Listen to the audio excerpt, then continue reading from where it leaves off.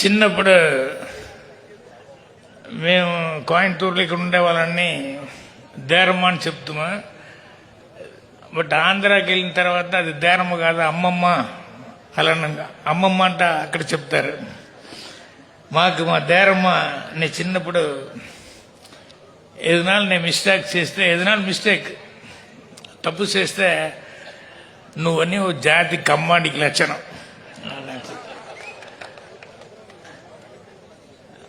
ఇంకో బాలు ఏదైనా మిస్టేక్ చేసే, ఏరా ఇది కమ్మాడి చేసే పనా, ఈ మార అప్పుడప్పుడు నువ్వన్నీ ఓ జాతి కమ్మాడి చేసే పనా అట అని చెప్పేటప్పుడు అప్పుడు నాకు అర్థం కాలే ఏంటింట. ఆనికి తర్వాత నాకు అర్థమైంది, కమాండ్ అంటే కొంచెం రెస్పెక్ట్గా ఉండాలి.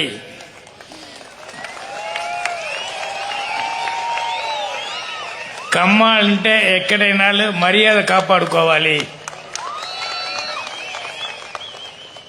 సో అప్పుడు మా అమ్మమ్మ నన్ను తిట్టినప్పుడు నాకు స్కూల్ డేస్ అప్పుడు అర్థం కాలే.